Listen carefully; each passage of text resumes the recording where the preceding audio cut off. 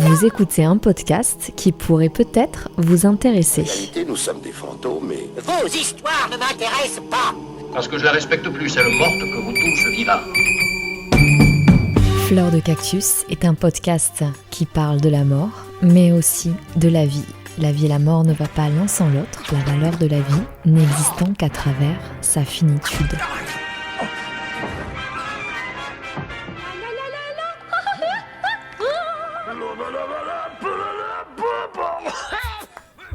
Comment l'acceptation de la mort pourrait nous permettre de mieux appréhender notre vie et plus précisément de transformer la façon dont on vit, dont on aime et dont on décide.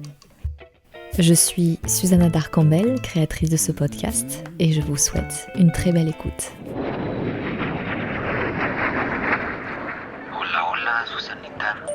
Hola, primo. Ya llegué al aeropuerto y no sé dónde están. Bueno, pues aquí los espero con las maletas. Besos.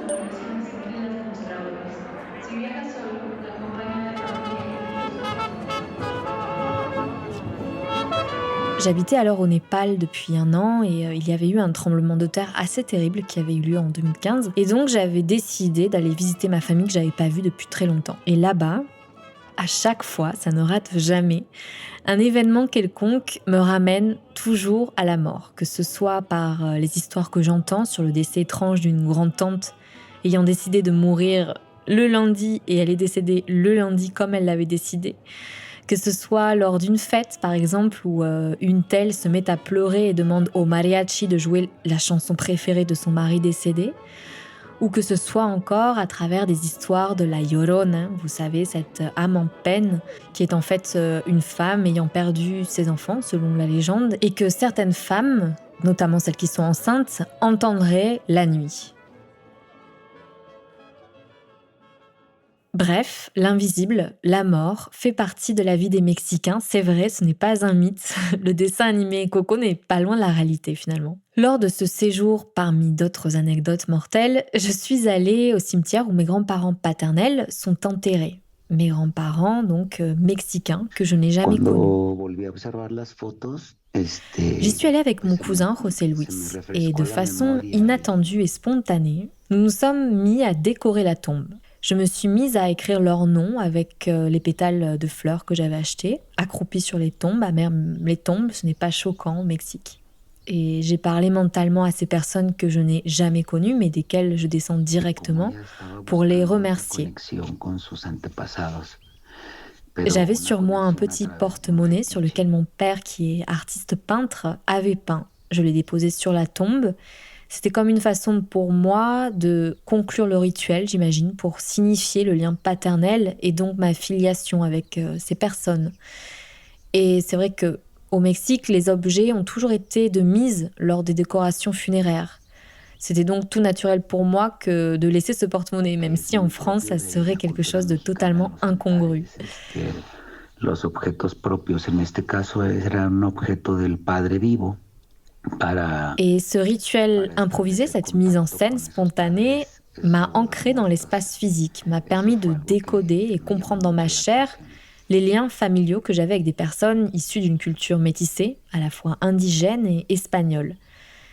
Et quand on est dans un lieu comme ça, comme le cimetière, où généralement on y va pour déposer des fleurs, on se recueille un instant et on part, là, on a vraiment pris peut-être 1h30, 2 heures à parler d'eux, à décorer la tombe. Je sais pas, c'est un moment qui a duré dans le temps et qui a eu lieu d'ailleurs en dehors d'une fête symbolique. Dans un moment comme celui-ci, la vie apparaît dans toute sa dimension éphémère, surtout lorsque l'on marche sur une tombe où concrètement 2 cadavres gisent sous terre. Je me souviens que mon cousin s'est mis à raconter des histoires sur ma grand-mère, Maria, et petit à petit, il s'est mis à parler de son propre père, qu'il a perdu lorsqu'il avait 6 ans.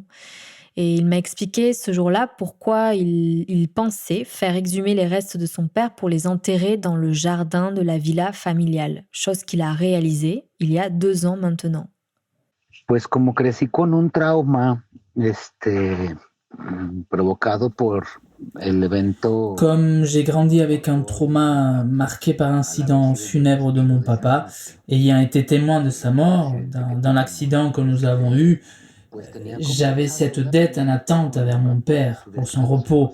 Je ne sais pas comment dire. Y desde hacía muchos años, yo pensaba en que era viable. Et depuis des années, je pensais que c'était tout à fait viable de créer un cimetière familial.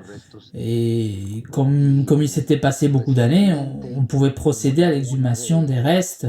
Et récemment, une des belles-sœurs de ma mère est décédée.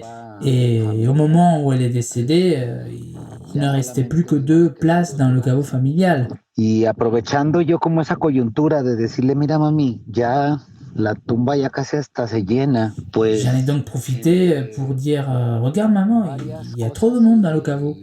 Et entre autres choses et des accords avec la famille, finalement ma mère a réussi à se faire entendre.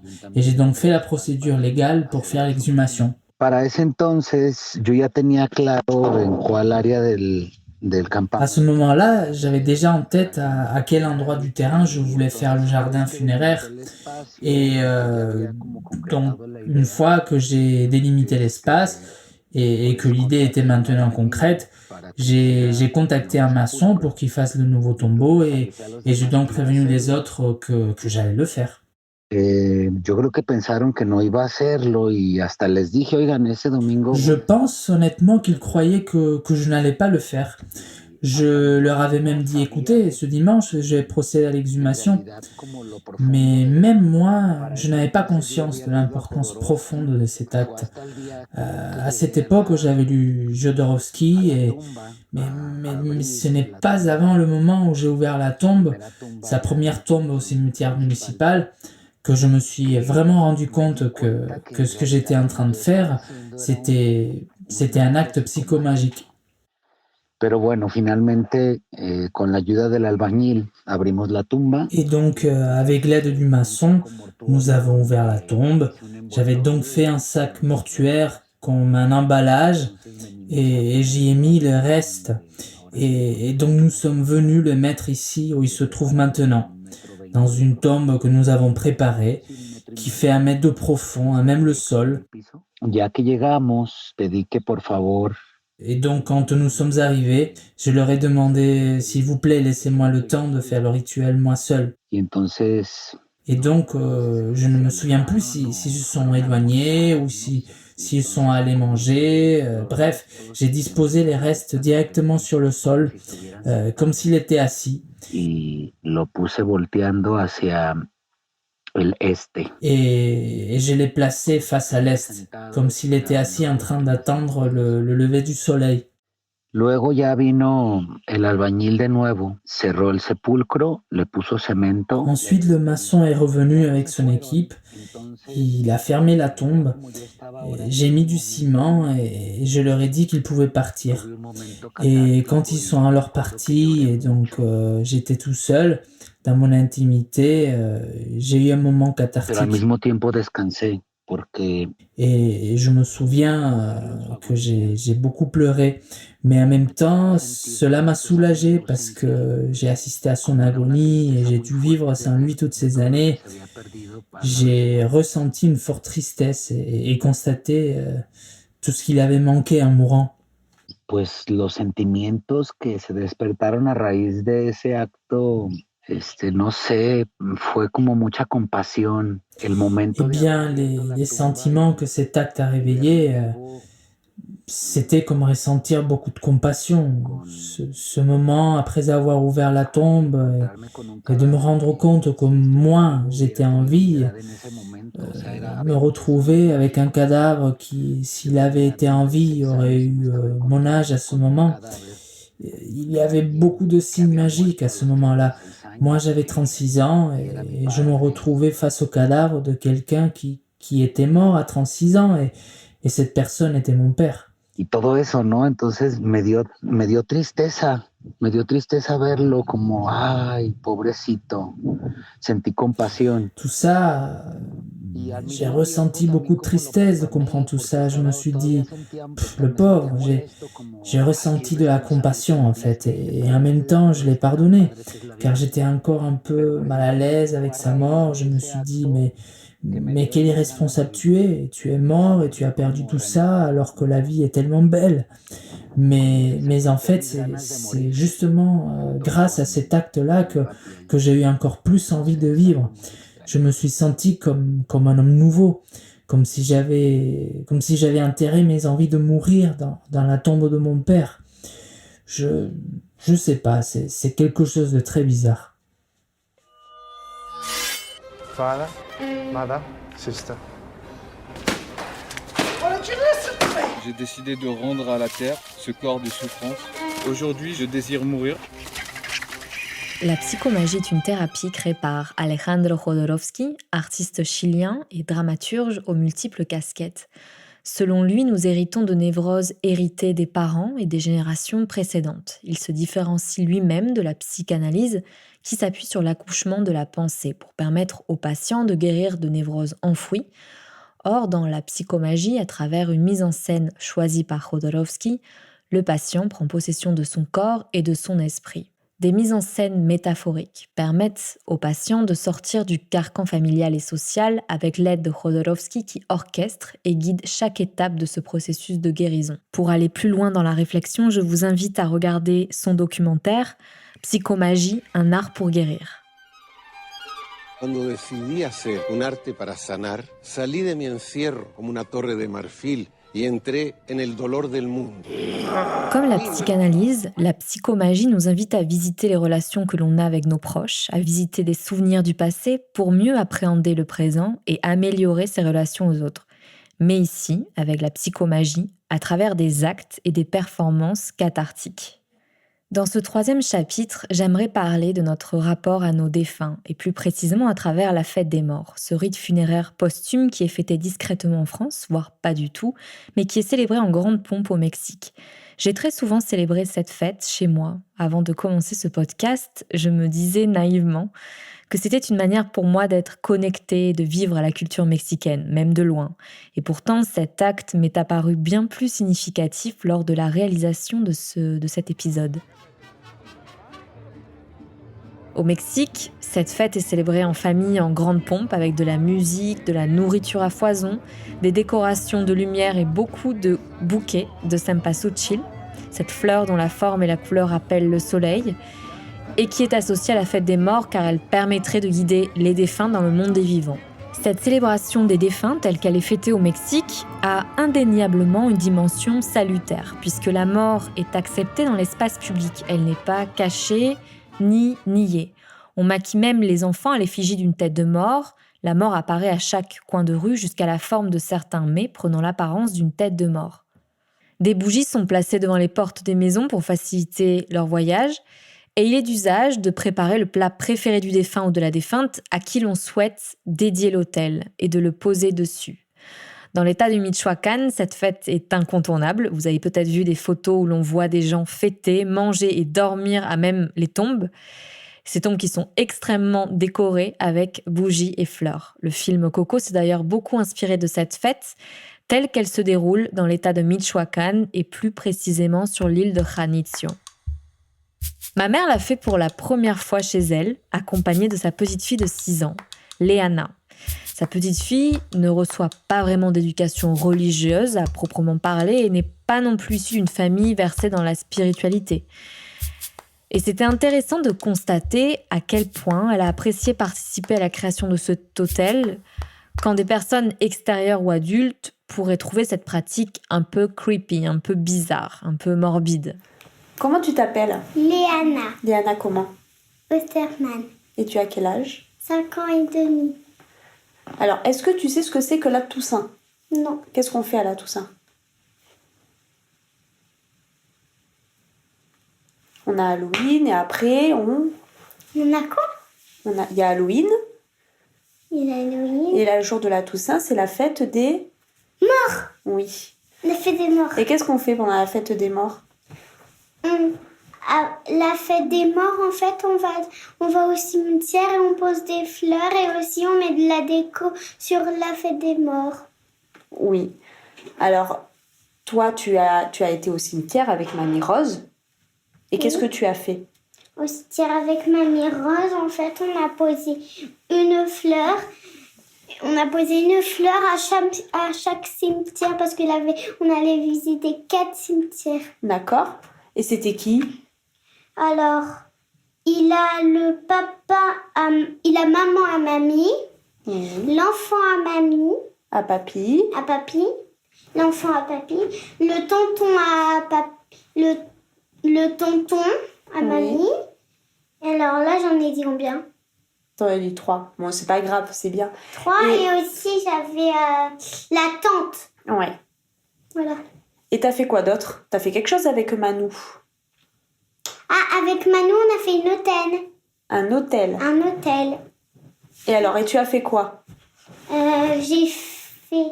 À l'hôtel, j'ai fait de la déco. Et t'as fait quoi comme déco? J'ai mis les 2 pichets. Ouais, que tu trouvais jolis. Oui. J'ai mis les trucs de bonbons, les fragiles. D'accord. J'ai fait un dessin. Oui. La peinture. Oui. La poésie feuille rose, feuille folle.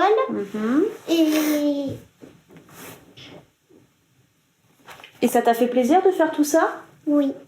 Oui, pourquoi? T'as trouvé ça bien de faire ça avec Manou? J'ai trouvé que c'était génial. Parce que c'est toi qui as tout décoré? Oui. D'accord. Et est-ce que Manou t'a expliqué pourquoi on faisait ça? Non. Non? Et t'avais pas mis des photos aussi? Pourquoi c'était pour qui que tu faisais l'hôtel? C'était pour le papa, papy et la maman à mamie, mais vu qu'on n'avait pas la photo du papa à papy, on a que mis la photo de la maman à mamie. À papy. Ah non, à papy. Ah si, à papy. T'as trouvé ça bien de faire ça? Et pourquoi les gens ils font ça chez eux, tu le sais? Parce qu'ils sont tristes et aussi parce qu'ils les aiment bien, donc du coup ils se posent devant eux et leur disent à chaque fois je me rappelle bien de vous. Et oui. Et toi tu le faisais? Toi tu trouves que c'est bien de faire ça? Oui. Ouais. Parce que moi des fois j'aime bien faire comme ça. D'accord. Et est-ce que toi, quand tu seras plus grande, que tu auras ta maison, est-ce que toi, tu le feras chez toi? Est-ce que tu penses que toi, tu le ferais? Oui. Ouais? Mais que ceux que j'aime, que ceux qui sont dans ma famille. Après, tu le fais pour qui tu veux. Et s'il a plus de place, je fais notre hôtel. Bon, mais t'en fais un gros pour tout le monde. Ouais. Bon. Ben, merci, Léana. T'as que ça comme question? T'as que ça comme question? L'enregistrement a été coupé à ce moment-là, ce qui m'a fait prendre encore plus conscience que les enfants sont prêts à parler de la mort et elle aurait bien voulu parler davantage sur cet après-midi-là, apparemment très ludique. Parler de la mort aux enfants peut sembler inapproprié car on leur porte une sorte de faiblesse d'esprit du fait de leur jeune âge, car parler de la mort, entre guillemets, c'est triste, c'est choquant, alors que je suis convaincue qu'ils sont bien plus forts que ce que leurs parents pensent. Et c'est comme si le fait de mourir était choquant pour un enfant, alors que pourtant lui cacher une réalité aussi inéluctable, c'est comme lui faire croire toute sa vie que le Père Noël existe.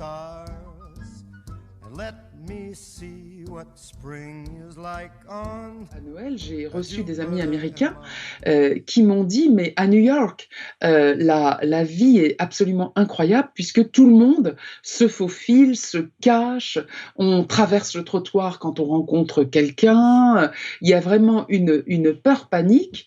Et j'étais étonnée de cette peur, surtout pour les États-Unis, qui sont un pays extrêmement moderne et très avancé sur le plan de la médecine. Et en fait, mes amis américains m'ont dit, mais en réalité, les Américains croyaient que la mort n'existait plus. Et donc la pandémie de Covid-19, les confronte à une mort proche et à une mort certaine, puisque à l'époque, il n'y avait pas encore de vaccin. Marie-Frédérique Baquet, psychologue et professeure de psychopathologie à l'Université de Strasbourg, s'est spécialisée ces dernières décennies dans les questions abordant le thème de la mort et du deuil. Son intérêt pour ces thèmes est né lorsqu'elle était psychologue dans un service d'hématologie où de nombreuses personnes relativement jeunes étaient atteintes de leucémie aiguë. À l'époque, le diagnostic était révélé à la famille plutôt qu'aux malades, ce qui créait un secret qui entourait le malade qui allait irrémédiablement mourir. Par exemple, je me rappelle avoir entendu des malades qui me disaient « Bon, j'ai entendu que j'avais une leucémie aiguë, mais au moins ce n'est pas un cancer. » Et en fait, il n'y avait pas Internet, évidemment, comme maintenant. Et donc, c'était beaucoup moins facile d'aller surfer sur son iPhone ou sur son téléphone. Et donc, en fait, les gens ne savaient pas, ignoraient ou souhaitaient ignorer qu'ils avaient un cancer, le cancer étant encore à l'époque associé avec la mort. Donc, en fait, il y a deux choses là-dedans. Il y a d'une part la mort occidentale, donc qui était, comme l'avait constaté l'historien Philippe Ariès, donc la mort occidentale qui était vraiment chassée à tout prix d'une société moderne, c'est-à-dire une société centrée sur le progrès, sur l'amélioration de la vie, sur la rêverie, en fait, humaine, construite sur des mythes, bien sûr, et le progrès est un mythe qui permettrait donc de chasser la mort de nos vies, en réalité, et donc toutes ces idées, finalement, soutenaient d'une part les malades qui ne voulaient surtout pas envisager qu'ils risquaient de mourir, et d'autre part les familles qui disaient tout le temps « mais de toute façon, va y avoir un progrès. Donc maintenez mon père, ma mère, mon fils, ma fille en état le temps que le progrès soit accompli. » Et il y avait comme ça une espérance folle qui, très simplement et très logiquement finalement, aurait pu conduire à dire « d'accord, vous allez peut-être échapper à la mort aujourd'hui grâce au progrès, mais demain. » Ne m'oublie pas, c'est un regret que je pars, ne m'oublie pas.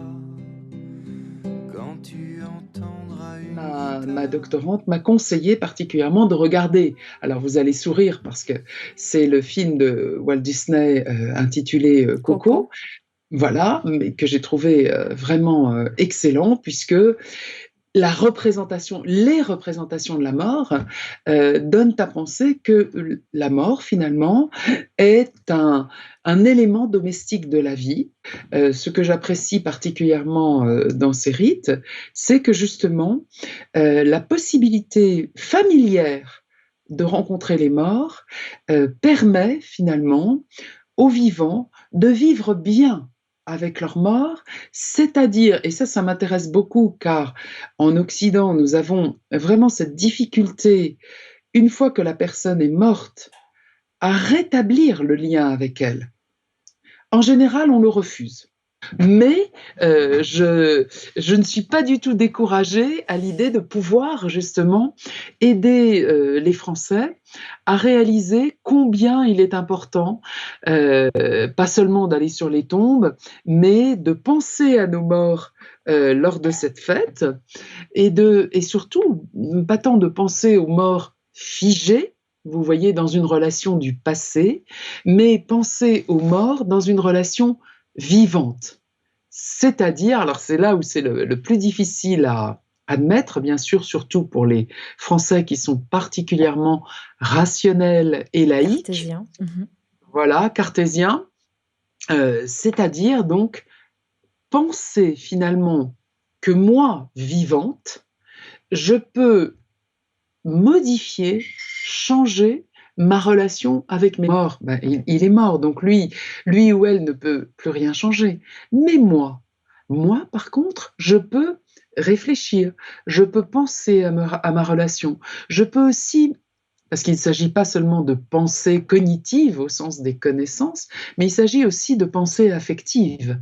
C'est-à-dire que je peux réfléchir, me dire, à l'occasion justement de ces fêtes où je vais agir sur le plan sensorielle, c'est-à-dire que je vais prendre des fleurs qui ont un parfum, je vais allumer des bougies qui ont une lumière particulière, je vais tout simplement me remémorer un lieu où nous allions ensemble et donc faire appel à cette mémoire sensorielle. Et donc, pas seulement sur le plan de la pensée cognitive, mais surtout sur le plan affectif, je vais repenser à mes morts et repenser à ma relation avec eux.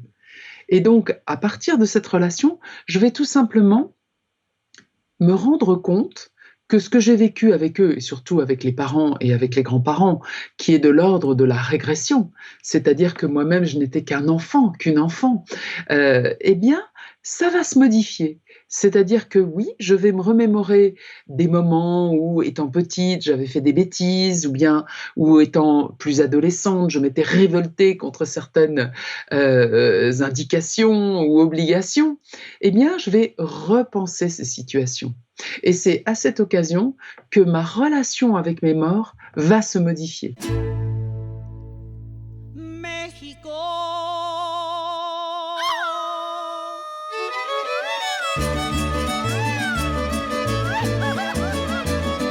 Outre l'héritage précolombien et la rencontre avec la culture espagnole lors de l'arrivée des colons au XVe siècle en Amérique, ce rapport à la mort, si singulier, qui existe au Mexique, s'explique aussi par un mode de vie plus fragile qu'en Occident. La guerre des cartels, la pauvreté, l'accès faible à l'éducation et à la santé, tous ces facteurs participent à une espérance de vie beaucoup plus fragile que celle d'autres pays d'Occident ou d'un voisin tout proche, les États-Unis. Tengo todo, mi cafecito, ¿Sí? mis servilletas por si lloro. Pues lloraré contigo. Ah, Avec no mon es cousin cierto. Ulysse, avec qui j'ai eu cet accident de voiture dont je vous ai parlé au premier chapitre, nous avons pris le temps d'échanger sur ce sujet et nous avons constaté ensemble à quel point nos vies et nos priorités avaient changé suite à cet événement.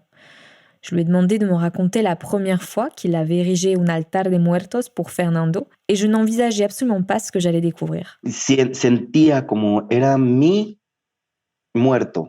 J'avais la sensation que c'était mon défunt et que donc je devais lui faire son autel. La planeación la pensé todo un año. Et donc j'ai réfléchi toute une année à l'organisation parce que pendant que j'ai vécu mon deuil, j'étais en train de penser comment j'allais le faire. Super majestuoso, super. Je voulais qu'il soit vraiment super majestueux, super beau, symbolique, qu'il soit vraiment à son goût. Gusto, ¿sabes? O sea, darle gusto. Faire plaisir à quelqu'un qui n'est plus en mesure de te dire s'il aime ou s'il n'aime pas, c'est pas évident.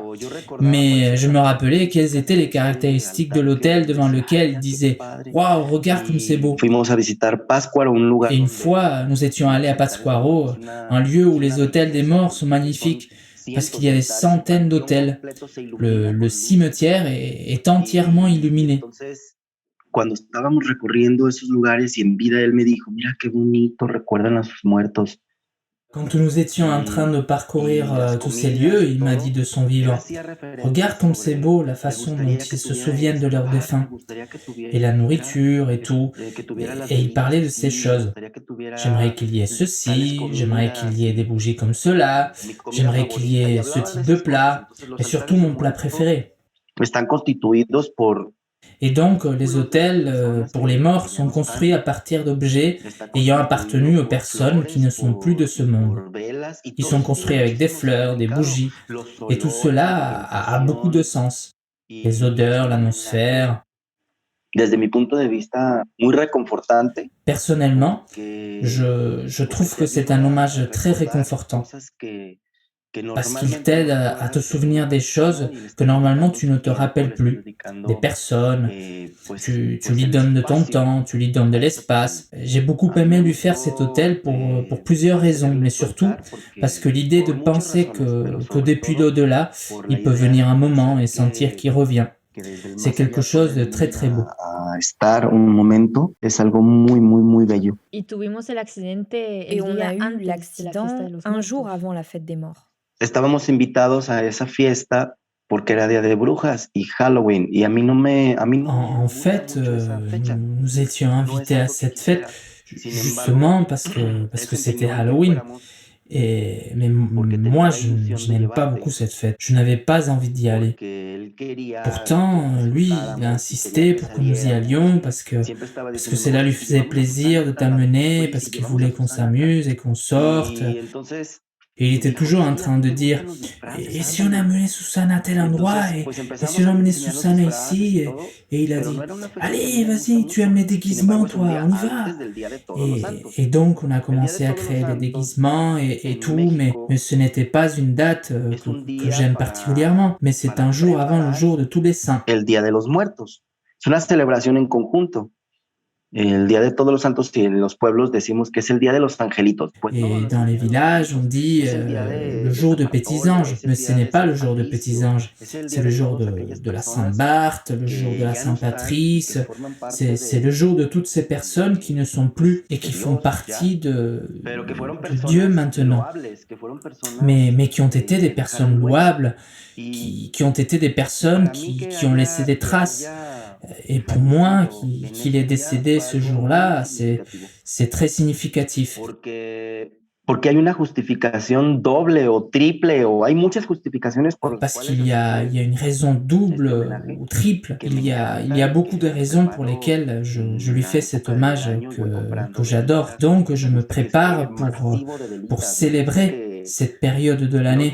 Je vais acheter des bougies et j'aime vraiment le fait qu'il y en ait des tonnes. La dernière fois, je lui ai mis 500 bougies. 500 bougies autour et lui donner vie dans la nuit, dessiner toute la tombe. C'est comme si tu entrais dans un monde magique où tout est dessiné en jaune, en lumière. C'est comme une étincelle dans la nuit. Otra justificación, aparte de que murió el Día de Todos los Santos, Et une autre raison, à part le fait qu'il soit mort le jour de tous les saints, eh bien c'est qu'il adorait cette tradition et il se plaignait que dans son village, cette culture des autels, des morts, n'existait pas vraiment. Petit point culturel et un peu complexe, ce qu'il faut savoir, c'est que cette fête est issue du syncrétisme religieux qui caractérise la culture mexicaine, la rencontre de la culture autochtone et de la culture espagnole, qui a créé une autre culture aux traits multiples et hybrides. Cet enjeu culturel mexicain est, dès la colonisation, un enjeu politique. Car sans identité et sans langue commune, il n'existe pas de sentiment d'appartenance au sein de la population. Or, au Mexique, il existe des centaines d'ethnies différentes. Et à cette époque-là, au XVe siècle, il y avait donc les Mayas, les Aztèques, mais plein d'autres tribus différentes, aux langues, aux us et coutumes différentes. S'ajoutant à cela, les Espagnols qui, en tant que colons, se sont installés et ont imposé leur culture, leur religion et leur langue. Et au fil des siècles, les institutions coloniales ont créé un État-nation pour avoir une légitimité politique non seulement sur le territoire, mais aussi à l'international. Cet État-nation s'est créé autour d'une identité métisse issue de la culture indigène et de la culture espagnole. La fête des morts, comme de nombreuses traditions mexicaines, a été propulsée sur la scène publique il y a quelques décennies. Et cela pour valoriser la population indigène qui subit depuis des siècles une invisibilisation sur l'espace public, mais aussi pour en faire un trait spécial d'une culture mexicaine métisse et singulière, autour de laquelle tous les Mexicains qui sont en majorité issus de ce métissage puissent s'y retrouver. Hasta ponen reglas que en algún momento algún estudioso académico y dijo, los altares de muertos tienen tantos ils mettent même des règles,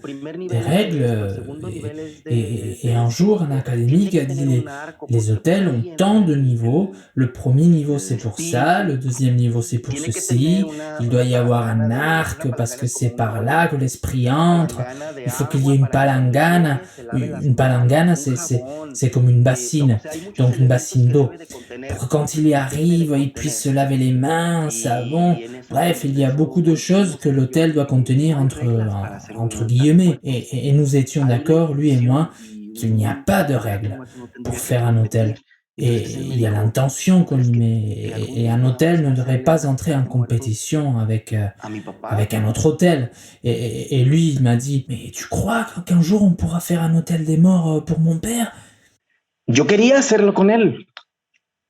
yo quería llevarlo y que hiciéramos el altar de muertos para su papá. No pudo ser así. Et moi, je voulais le faire avec lui. Je voulais l'amener, qu'on fasse l'autel pour son père, mais cela n'a pas pu arriver. C'était à lui que l'autel des morts devait être dédié.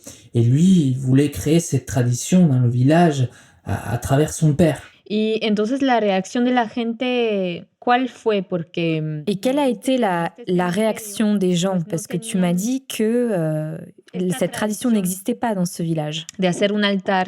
Y entonces, como cuando vieron que tú... Et donc, quand ils ont vu l'autel géant que tu as fait sur la tombe de Fernando, pour eux, c'était atypique, non? Duré en tranquilizarme más o menos un año. Al cabo de ese año, j'ai mis plus ou moins un an à me calmer. Au bout de cette année, j'ai demandé la permission à la mère de Fernando, que je ne connaissais pas. Je lui ai raconté toute l'histoire. Je lui ai dit... tenía muchas ganas de hacer una tradición Fernando avait très envie de créer la tradition d'autel dans le cimetière et dans ce village, la tradition n'existe pas et j'aimerais vous demander la permission de faire un autel dans ce cimetière. Y yo llevé una fotografía. J'ai emmené avec moi une grande photo parce qu'on doit placer une photo du défunt sur les autels et elle m'a dit Dijo, mira, tú eres libre de hacer lo que tú quieras. mais oui, vas-y, tu es libre de faire ce que tu as envie. Et donc j'ai commencé par appeler son meilleur ami, qui était un ami d'enfance. J'ai aussi parlé avec ses neveux et nièces et avec un tas de gens et j'ai invité toutes les personnes qui avaient envie d'y participer. C'était vraiment super car dès le matin, je me suis levé très tôt. Lui, il vivait à Almería, c'est sur la côte, un des endroits vraiment les plus chauds de la côte mexicaine et il fait très chaud. Es mucho, muy caliente. Entonces, preferí... Et donc j'ai préféré préparer l'autel le matin. Et donc très tôt, nous avons construit un grand cadre pour pouvoir y mettre le papier picado dessus. Nous avons écouté de la musique que Fernando aimait. Nous avons nettoyé, peint la tombe. Estábamos deshojando todos los pétalos de flor de On a effeuillé les fleurs de cempasúchil pour pouvoir faire un sol de fleurs de couleur jaune, un sol de fleurs et ensuite nous avons continué à décorer les bords de la tombe avec des fleurs. De la tumba que lleva florecita y bueno, desde mi diseño. Et selon mon idée, je mets une fleur de cempasúchil et une bougie, ensuite une fleur, ensuite une bougie, et donc tu décores et tu façonnes toute la tombe. Y eso te crea también una especie de Et ça aussi, cela crée une sorte de recueillement, de réflexion en toi sur ce que tu es en train de faire, pourquoi tu es en train de le faire, et c'est là, je crois, est bénéfique émotionnellement. El estar decorando y dedicándole todo el día a hacer esa belleza. Le fait de décorer, de dédier toute une journée à faire cette beauté visuelle et soudain les souvenirs remontent à la surface. Tu pleures un peu, te décharges de toute la pression que tu aurais pu encore avoir et avec le temps aussi, cela se modifie. Ça c'était la première année. De las personas mientras me veían ahí. Gente que iba pasando, la réaction des gens, alors qu'ils me voyaient là, des gens qui passaient par là m'ont dit « Qu'est-ce que vous faites là ?» Des gens qui savaient parfaitement que c'était la tombe de Fernando. « Ah, je connaissais Fernando, vous êtes qui ?» Je n'avais pas forcément envie de donner des explications sur qui j'étais. Non, nous sommes en train de faire un hôtel. Ah, mais ça se passe sur la place, non? Oui, des concours, oui, mais ça ne sera pas pour le concours, c'est juste pour se souvenir de lui. Ah, je peux vous aider alors? Et comme ça, des gens nous ont aidés à balayer, à nettoyer pendant que nous étions là. Des gens que je ne connaissais pas et qui venaient me raconter les histoires de Fernando. Et ça, pour moi, c'était très bénéfique. Porque escuchar parce que j'entendais des histoires de quelqu'un que je ne connaissais pas en fait. Je ne sais pas s'il avait une double personnalité ou quoi, mais les gens me disaient mais quelle belle photo! Je peux la prendre en photo parce que personne n'a de photo de Fernando. Fernando n'aimait pas être pris en photo. Et moi j'avais des centaines de photos de lui. On me racontait des histoires de quelqu'un d'autre. Les gens étaient heureux d'aider, les gens ont commencé à apporter des fleurs et c'est devenu un hôtel super gigantesque, plus que ce que j'avais imaginé parce que les gens ont apporté des fleurs. Y hay un momento en el que es el prendido, el encender el altar. Et il y a un moment, l'illumination, allumer l'hôtel, c'est-à-dire allumer toutes les bougies. J'ai invité tous ses amis, leur famille, les gens qui le connaissaient, à travers les réseaux sociaux, du bouche à oreille. Et les gens ont afflué. J'ai dit quelques mots, que c'était un hommage pour Fernando et quiconque pouvait allumer une bougie et aider à les allumer, car il y en avait beaucoup. Et avec les intentions de chacun, l'illumination a pris forme. Allumer une bougie et dire « Je souhaite faire une prière pour son repos éternel » ou « Merci beaucoup pour ce que tu as fait pour moi une fois » ou quoi que ce soit. La deuxième année, il revint à Colima pour célébrer la fête des morts sur la tombe de Fernando et fut surpris de voir que d'autres personnes avaient elles aussi décoré la tombe de leur défunt. Pero ese altar del segundo año estuvo genial, estuvo muy padre. Y cuando ya nos íbamos, me dice un niño... Mais cet hôtel de la seconde année était génial, vraiment beau. Et quand nous allions partir, un enfant me dit « Regarde tonton, eux aussi en ont fait un, ils ont copié sur toi. » Et je me retourne et je remarque qu'il y a des personnes en train d'accrocher du papier picado et des bougies, des fleurs, cempasúchil, des photos. Et je me suis approché. Dites donc, c'est beau ce que vous faites. Ah, mais c'est que nous avons bien aimé l'hôtel que vous aviez fait pour Fernando l'année dernière et nous en faisons un pour mon père. Et à peine sortis du cimetière, nous en voyons un autre. Cette année-là, il y en a eu 3. Celui de Fernando et 2 autres. Et leur nombre a augmenté encore plus tard. L'année dernière, cette année si atypique que nous avons tous vécue, nous n'avons pas pu faire d'hôtel. Pour des raisons évidentes de santé et des décisions gouvernementales, les cimetières sont restés fermés, mais la fois d'avant, j'ai compté en tout 34 hôtels. C'est-à-dire que la tradition grandit, depuis que je l'ai fait il y a 13 ans. Y entonces, creo que algún día va a lograr. Et donc je pense qu'un jour, ce rêve va devenir réalité, et pourvu que je le vois un jour. Et sinon, j'aurais au moins semé la graine de ce rêve que Fernando nourrissait.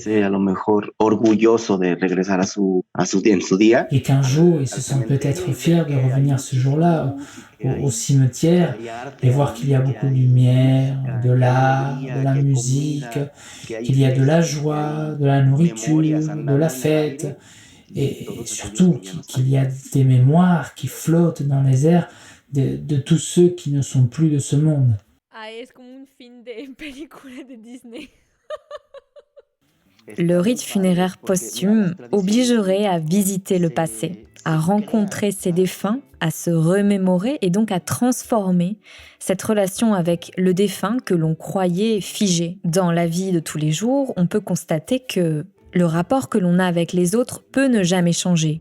La réconciliation amicale ou amoureuse, l'approbation des parents peut ne jamais survenir dans les faits. Néanmoins, le processus interne, psychologique, peut véritablement être bouleversé et nous donner la possibilité de voir autrement cette situation qui nous semblait irrémédiablement immobile. Certaines personnes vont entreprendre une psychanalyse, par exemple, d'autres vont essayer la méditation, d'autres l'art, les activités artistiques, créatives qui demandent une certaine introspection, une réflexion. Des activités en fait qui sont immersives et qui nous obligent à nous regarder en face. C'est la raison pour laquelle le rite funéraire posthume a autant de force, comme on a pu le voir dans tout cet épisode avec El Altar de los Muertos, cette création que l'on fait que l'on dédie aux défunts. Cette souffrance n'est plus figée, mais elle se transforme dans le temps à travers tous ces gestes et toutes ces pensées, tout cet exercice que l'on fait. Et cela me donne grand espoir pour toutes ces personnes qui, en temps de Covid-19, n'ont pas pu accompagner les derniers instants d'une mère ou d'un grand-père, ou même se rendre aux funérailles. Rien ne nous empêche de penser à nos défunts et de perpétuer une relation créative et mentale avec eux malgré leur disparition, à travers la prière, à travers l'hommage, à travers un repas de famille en son honneur, à travers leur anniversaire et d'y trouver un chemin vers la guérison. Merci à Aymon Pérez d'avoir prêté sa voix pour les entretiens avec José Luis et Ulises Castro Medina. Je remercie aussi ma marraine, Conchita Medina, que l'on entend dans la musique mexicaine.